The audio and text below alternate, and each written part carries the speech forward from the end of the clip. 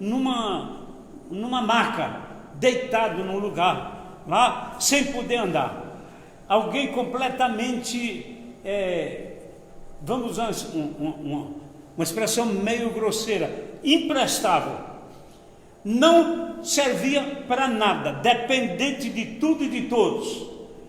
A pessoa em cima de uma cama, o que faz? Nada, aleijado, tetraplégico, encriquilhado, né? A gente chama lá no Nordeste encriquilado, né? Todo ressequido, seus membros não desenvolveram. Uma pessoa normal tem 60, 70, 80 quilos, né? Alguns chegam um pouco mais, 90, 100, 120, 140, 150, 160. Eu tenho um pastor amigo, ele está com 167 quilos, lá em São Caetano. Vai fazer agora uma cirurgia porque está com complicações. Mas a nossa média é 70 quilos, mais ou menos. Aquele homem não deveria ter 30 quilos. 35 quilos, 50%, porque seus membros não desenvolveram. Então, ele soube que Jesus estava de novo lá na sua casa, em Cafarnaum. E ele convenceu esses 4 amigos, não se sabe como. A Bíblia só diz que ele foi levado por 4 amigos que chegaram lá, não tinha como entrar, porque havia muita gente ao redor da casa. A casa cheia e aquela multidão, todo mundo queria ver, todo mundo queria tocar em Jesus. Eu também queria, eu também gostaria, eu sei que você também gostaria, mas não tinha como se aproximar. E a Bíblia diz que aqueles homens arranjaram um jeito, rodearam por trás da casa. As casas eram baixinhas, talvez dessa altura aqui, dessa laje para baixo, e provavelmente coberta de palhas, né? E eles subiram por cima da casa. Irmãos, eu fico imaginando isso. Aqueles homens deviam ter pelo menos 2 com caminho, mais o aleijado 3. Eles sobem em cima da casa, a casa lotada, não tinha como entrar nem como sair, mais ninguém. Estava lá, pinhadazinha assim. E eles sobem em cima da casa e vai puxando, puxa mais, empurra, puxa, empurra, mais um pouco, mais para cima. E abriu um buraco e olhava só mais para lá um pouquinho, até chegar onde Jesus estava. E a Bíblia diz que eles desceram por aquele buraco. E imagina a cena. Imagina a cena. Mas sabe o que era aquilo? Era a fé que aqueles homens tinham em Jesus, que ele podia curar aquele paralítico. A Bíblia diz assim: e Jesus, vendo a fé deles. Olha que coisa engraçada, irmãos, quando nós cremos, a fé é uma coisa extraordinária. Todo homem tem fé. A fé é uma faculdade do Espírito. A fé somente nós humanos temos. Animal não tem inteligência, animal não raciocina, animal não crê. Mas nós raciocinamos, nós sabemos discernir as coisas e nós temos fé. Alguém já disse que a fé é para o mundo espiritual, como a mão é para o mundo físico. Você quer pegar alguma coisa, você estende a mão e pega. E quando você quer alguma bênção de Deus, você tem que estender a sua mão espiritual, que é a sua fé, que a Bíblia diz, olhando para Jesus, o autor e consumador da nossa fé. E nós somos abençoados através da nossa fé. E a Bíblia diz que Jesus, vendo a fé deles, eles desceram aquele homem ali, e Jesus dá uma olhada para aquele homem e vê um homem miserável, espiritualmente falando. Não pelo seu estado físico, não pela sua condição física, porque a Bíblia diz que Jesus não vê como vê o homem. Deus sonda o coração nas suas profundezas. E Jesus, vendo aquele homem ali, compadeceu-se dele e olhou para ele e disse assim: filho, perdoados estão os teus pecados. Olha, irmãos, não tem uma expressão mais profunda do que essa que alguém possa ouvir em toda a sua trajetória. É ouvir Deus dizer: filho, perdoados estão os teus pecados.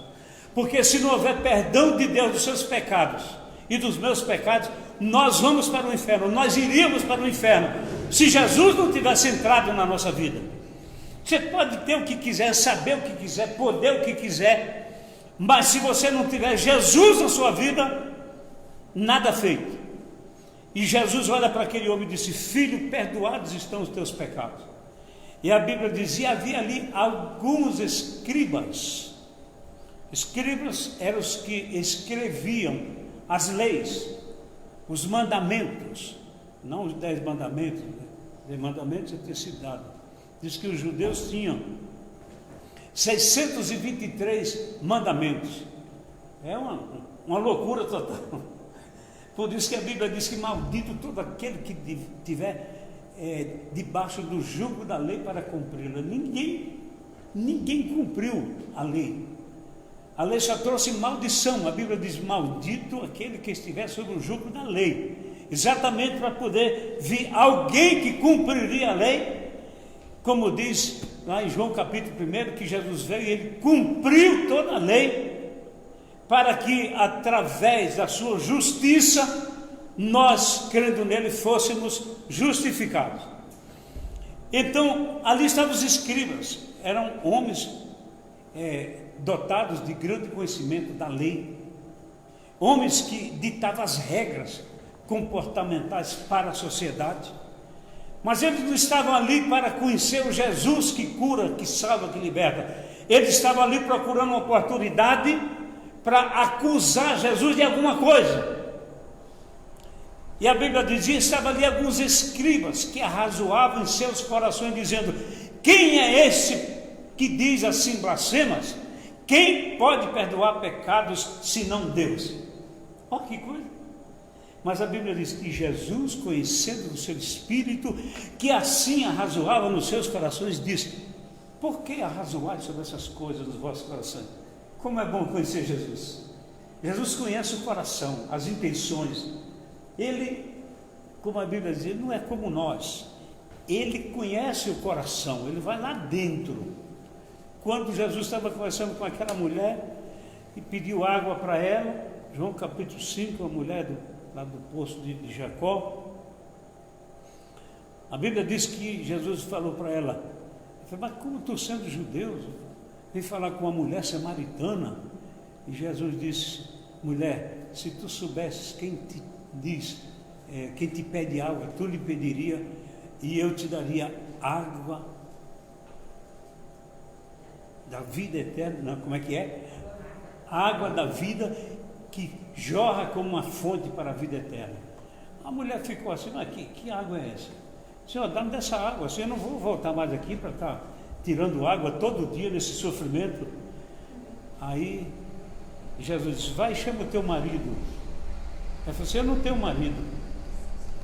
Aí Jesus falou: dissestes bem, porque já tivesse 5. Jesus nunca tinha visto a mulher, mas ele conhecia, como ele me conhece e como ele lhe conhece. Isso é muito bom, isso é muito significativo. Disseste muito bem, porque já tiveste 5 e agora aquele que você está vivendo com ele não é teu marido. E a mulher: Senhor, vejo que és profeta. Olha que coisa interessante. Então Jesus diz assim, o texto diz assim: e Jesus, conhecendo no seu espírito que assim arrazoava nos seus corações, disse-lhes: por que arrazoais sobre essas coisas em vossos corações? Qual é mais fácil dizer: perdoados estão os teus pecados, ou dizer: levanta-te e anda? Olha, irmãos, que coisa interessante a compreensão de Jesus. Qual é mais fácil, é perdoar pecado, ou dizer para ele: levanta-te e anda? Eles nem podiam perdoar pecado e nem podiam mandar o paralítico entrar. Jesus podia perdoar os pecados e podia mandar ele se levantar. Mas o questionamento deles foi: quem é este que diz assim blasfemas? Quem pode perdoar pecados senão Deus? Eu acho isso tremendo. Eles estavam na presença de Deus. Eles estavam na presença de Deus, ou Deus estava na presença deles, e eles não tiveram discernimento disso. Eles perderam oportunidades, podiam ter aproveitado como doutores da lei, como mestres da lei, para dizer: esse homem tem alguma coisa diferente, esse homem tem uma mensagem nova. Esse homem faz coisas que ninguém nunca fez entre nós. Vamos saber quem é ele, o que ele tem para nos ensinar. Mas não, eles estavam ali para acusar Jesus. E a Bíblia diz que Jesus era Deus. Quem acredita que Jesus era Deus? Amém. A palavra de Gênesis capítulo 1, versículo 1, diz assim: no princípio criou Deus os céus e a terra. No princípio criou Deus os céus e a terra. Então, primeiro versículo da Bíblia começa com Deus, né? Esse versículo, Scofield foi um grande teólogo, tem um comentário muito interessante a respeito. Ele diz o seguinte: Deus ali está no singular, mas a palavra no hebraico, que é Elohim, é o plural de Deus. El, Deus Pai, Eloi, Deus Filho, e Elohim, Deus Espírito Santo, Pai, Filho e Espírito Santo. É como você nunca vai entender isso, porque a nossa mente humana não entende como é que é 3 em 1. Toda a natureza se divide em 3 partes. Tudo na natureza se divide em 3 partes. Porque Jesus é 3 pessoas. Deus é 3 pessoas. O Espírito Santo é 3 pessoas. É só Deus e Pai de todos, a saber, Jesus Cristo. Então, é difícil para a gente entender isso.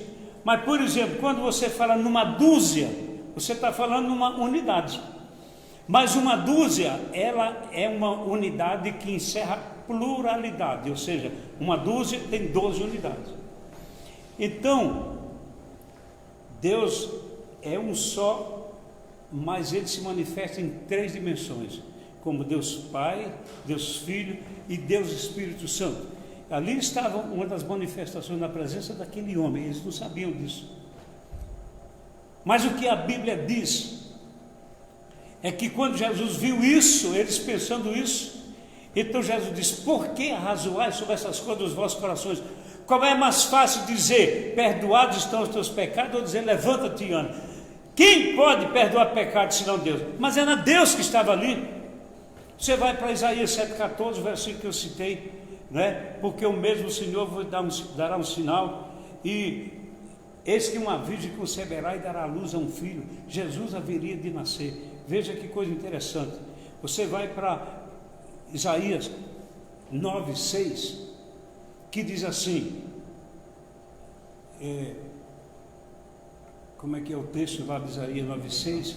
Porque um menino nos nasceu, um filho se nos deu, e o principado, ou seja, o poder sobre todos os principados do mundo, todos os reinos do mundo, está sobre os seus ombros, e o seu nome será Conselheiro, Deus Forte, esse é Jesus, Pai da eternidade e Príncipe da paz. Pai da eternidade, foi Jesus que criou a eternidade.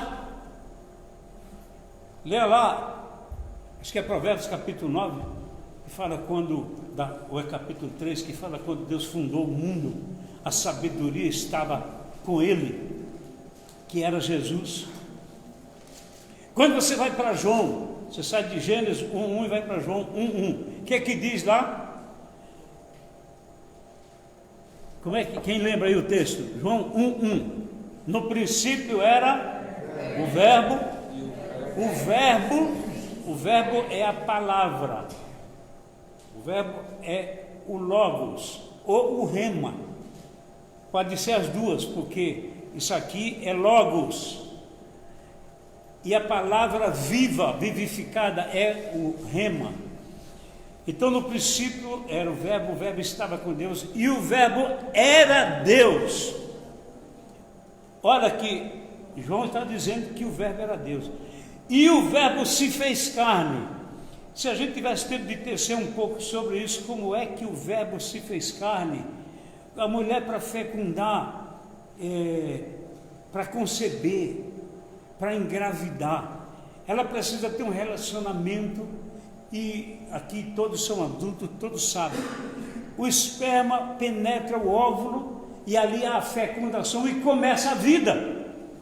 Isso é cientificamente provado hoje. Mas Maria não teve relação com ninguém. Como é então que Maria concebeu? Olha o texto dizendo aqui, ó, e o verbo se fez carne. E o verbo entrou no ventre de Maria. E o verbo fecundou um óvulo no ventre de Maria. Se alguém tem outra explicação, me diga, porque eu não achei nenhuma outra até agora.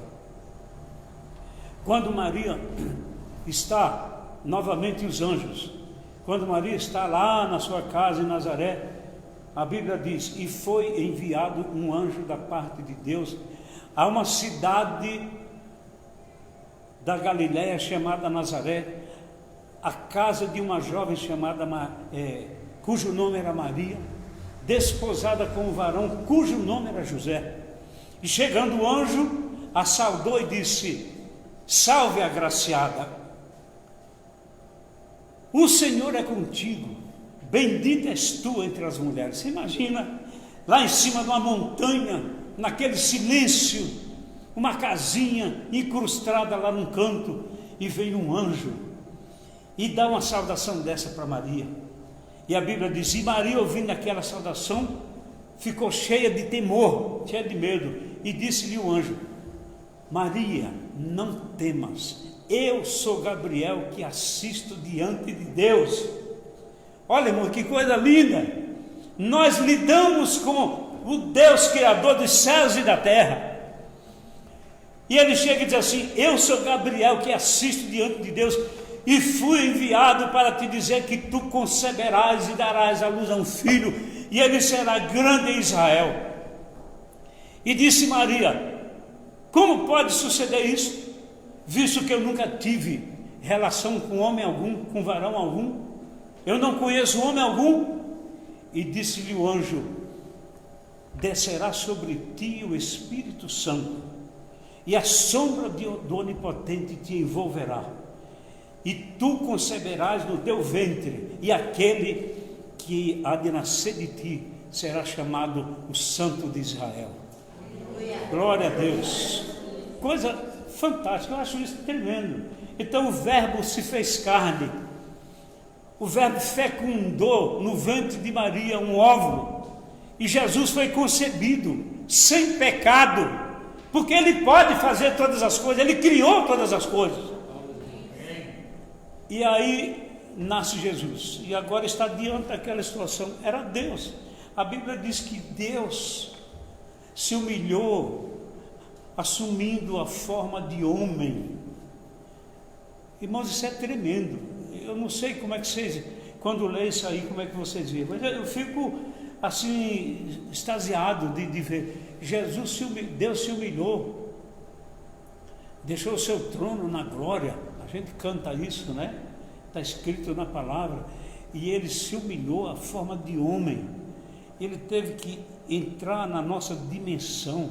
A Bíblia diz que ele foi levado até a morte de cruz, sem ter pecado, sem nada, para que com a justiça que lhe era própria, com a glória que ele tinha com o Pai, que ele nunca fez jus, como homem, mas ele era um homem que, sem pecado e de oração, e cheio de poder e graça, ele deu exemplo como nós devemos e podemos viver, e se fez homem, e está ali agora diante daquela situação, e Jesus fala para ele, por que razoais sobre essas coisas em vossos corações? Quem pode perdoar pecados senão Deus? Disse, ora, para que saibais que o Filho do Homem tem sobre a terra poder para perdoar pecados, disse ao paralítico, a ti eu te digo, toma o teu leito e anda. Olha, irmãos, aquele homem podia sair dali daquele jeitinho, na maca do mesmo jeito, ele seria feliz para o resto da vida. Para o resto da vida. O que traz a felicidade ao homem, acima de e primeiro de qualquer coisa, é comunhão com Deus, é estar perdoado dos seus pecados, é saber que Deus o ama e que nós temos uma promessa de que haveremos ressuscitar num corpo de glória, seremos transformados e teremos um corpo de glória. É quando a gente tem problema, a gente quer solução, quando a gente tem enfermidade, a gente quer cura, não é? E aquele homem queria ser curado, mas ele recebeu uma bênção maior do que a cura, porque ele foi curado, mas ele morreu depois. Mas o que me impressiona é isso. Ali diante, Jesus não tinha para onde sair, ele estava cercado, gente por todo lado, e aquele homem estava ali numa situação humanamente impossível de ser revertida. O cientista diz que nós somos um conglomerado de 300 milhões de células. Isso é um número astronômico, não é? 300 milhões de células. Então você, para ter um corpo assim bonito como o meu, por exemplo, então é 300 milhões de células, né? Agora, aquele homem não desenvolveu, ele não tinha nem o quê? 40 milhões, 50 milhões. Ele não desenvolveu os músculos dele nem nada. Para que nós chegamos a essa fase adulta, nós demoramos 30, 40, 50, 60 anos, né? Para a gente ter essa formação completa. E como aquilo podia acontecer no momento, de uma hora para outra, de um minuto para outro, de um segundo para outro. Eu levei um pastor para pregar na minha igreja, e ele tinha dom de cura. E chegou uma irmã, ela mancava um pouco assim, né? Mas quando nós fomos ver no pé dela, tinha um salto de mais de 5 centímetros. E o outro não tinha nada. Aquilo era para compensar, porque ela tinha uma perna curta, né? Quer dizer, se ela tivesse sem salto, ela andava assim, né? Entendeu? Mas ela compensava com um salto dessa altura. Aí ela entrou na fila da oração e o pastor falou assim: o que a senhora tem? Falou assim: eu tenho um problema aqui nessa perna, minha perna é mais curta. Aí eu falei: pronto, agora encrencou tudo. Aí ele olhou assim quando falou: pastor França, pega uma cadeira, põe aqui. E foi exatamente assim, desse lado. Põe aqui, põe uma cadeira aqui. Põe assim. Aí ela sentou-se, né, virada para cá. Ele falou assim: pastor França, segura as duas pernas dela. Eu segurei. E as pernas dela estavam assim, porque era mais curta realmente. E ele falou assim: olha, eu vou orar e eu creio num Deus de milagres. E Deus vai fazer a perna da senhora crescer e a senhora vai ficar boa. E eu falei: Jesus do céu, tem misericórdia. E eu segurando os dois pés dela assim. Aí ele falou assim: em nome de Jesus eu ordeno que essa perna mais curta cresça. E a perna foi crescendo assim, e eu segurando. Depois ela falou que sentiu assim os nervos das costas sendo repuxados assim. Passou do outro, ele falou: volta, fica do mesmo tamanho. Voltou e ficou do mesmo tamanho. O sapato dela ficou dentro do púlpito da nossa igreja lá. Ela foi embora curadinha da Silva. Porque Jesus pode fazer isso. Amém. Ele me fez, ele fez você. Qual é a dificuldade? Aquele homem passou por um processo de milagre impressionante. Porque de repente 40, 50, sei lá quantos bilhões de células que deveriam ter se desenvolvido durante os 40, 50 anos, não sei quantos anos tinha aquele homem, que não se desenvolveram, naquele momento começou a desenvolver, apenas por uma palavra de Jesus. Irmãos, quando eu começo a ver essas coisas e pensar como é que é Deus, etc., eu fico pensando, eu não tenho coragem de orar para Deus: Senhor, eu estou com dor de cabeça, irmão, ora aqui por mim que eu estou com dor de cabeça. Isso é uma coisa tão comum que eu falei: meu Deus, toma um comprimento que passa, às vezes é só isso mesmo, né? Aí Jesus olha para aquele homem e diz assim: para que saibais que o Filho do Homem tem sobre a terra poder para perdoar pecados, a ti te digo, levanta-te, toma o teu leito e vai para a tua casa. E a Bíblia diz que de repente aquele homem levantou-se no meio de todos. Seus músculos começaram a desenvolver uma velocidade inexplicável e ele começou a se tornar uma pessoa normal. Imediatamente a Bíblia diz que ele levantou-se, tomou a sua cama e saiu no meio de todo mundo, glorificando a Deus. E eles glorificavam a Deus, dizendo: nunca tal vimos em nosso meio. Que coisa fantástica, que coisa extraordinária. Você, para comer um pãozinho, o que você faz? Você vai na padaria e chega lá, eu quero 5 pãezinhos. Está aqui o dinheiro, me dá o pão, você vai e come um pãozinho. Mas para você, isso é muito fácil de fazer. Mas como é que aquele pãozinho foi feito? Teve que ter um padeiro para fazer. E o padeiro teve que usar a massa para fazer. Mas a massa não era a massa, era trigo. Alguém teve que moer o trigo para virar a massa, não é? A farinha de trigo, né? Mas para que houvesse aquele trigo, alguém teve que plantar semente. E para que o trigo nascesse, alguém teve o trabalho de semear a semente e esperar que Deus mandasse a chuva do céu para que no tempo certo crescesse até o pãozinho chegar na sua mesa. Mas Deus não depende dessas coisas. Deus não depende dessas coisas. Jesus está dentro de um barco. Imagina a cena. Dentro de um barco, cheio de pescadores, homens experientes, homens que tinham todas as suas vidas, toda a história de vida, lidando com pesca, com barco, com rede, com remo, com tudo. E de repente a Bíblia diz que levantou-se uma grande tempestade e as ondas batiam no barco e ia afundar. E Jesus estava dormindo e continuou dormindo. E eles, eu imagino, Pedro, João, tira, gente, põe água para fora, puxa a vela, não sei o que, pega o ramo, e não tinha jeito, estava afundando, vai afundar. E alguém de repente disse: Senhor, socorre-nos. E a Bíblia diz que Jesus levantou-se e disse assim: vento, cala-te, mar, acalma-te.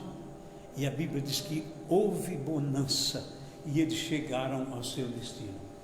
Você sabe o que é isso? Você já viu uma tempestade?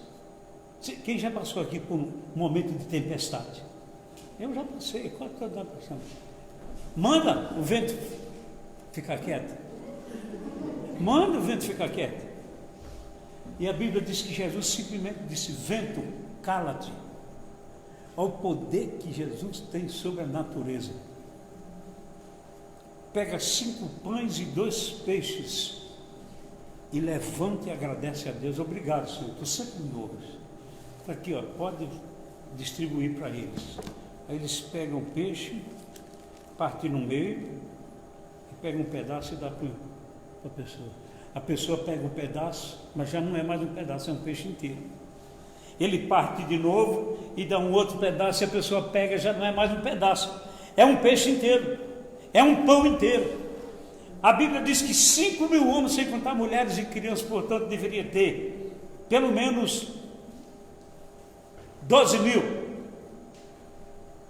sei lá quantos tinha.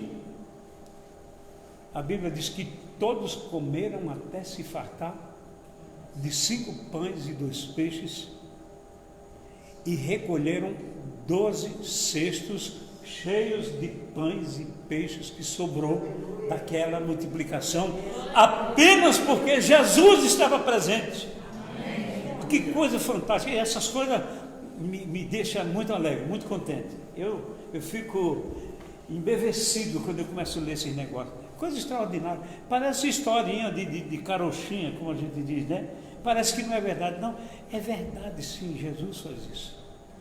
Jesus faz isso. Jesus está fazendo hoje um milagre no nosso país. Nós vamos ver coisas extraordinárias. É Deus que está fazendo. Ninguém pode impedir aquilo que Deus faz. Ninguém pode impedir. Eu não quero entrar nesse assunto, mas Deus está fazendo um milagre na nossa pátria.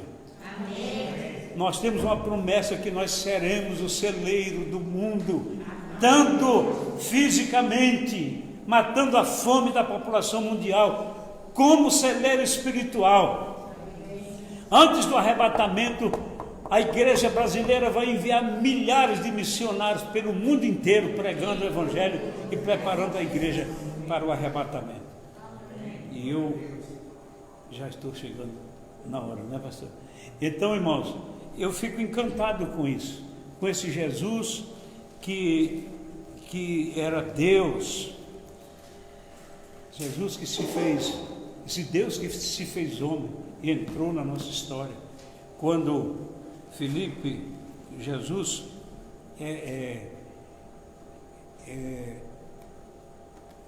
Mateus, né, capítulo 14, que Jesus fala: não se turbe o vosso coração, crede em Deus, crede também em mim. Na casa de meu Pai há muitas moradas. Não é o que os espíritas dizem, que os planetas são as moradas de Deus. Não. Jesus está falando do céu. Na casa do meu Pai há muitas moradas. Jesus está no céu, a casa do Pai dele é no céu. Se não for assim, eu vos teria dito: vou preparar um lugar. E quando eu for e vos preparar um lugar, eu voltarei e vos levarei para mim mesmo, para que onde eu estiver, vocês estejam também.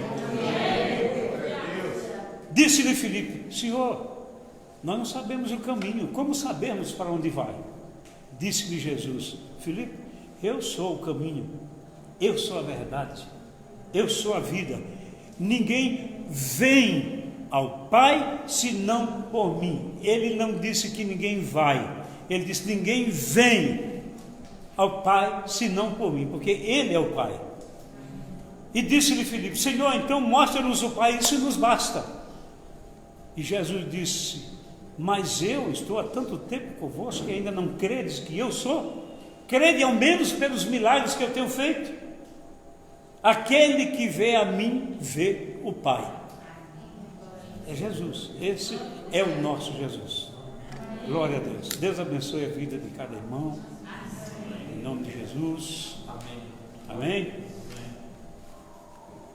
Queridos, mais uma vez, obrigado por você ter vindo. Creio que foi uma palavra de conhecimento, sabedoria, de poder. E você que está em casa, graça e paz, Deus te abençoe em nome de Jesus.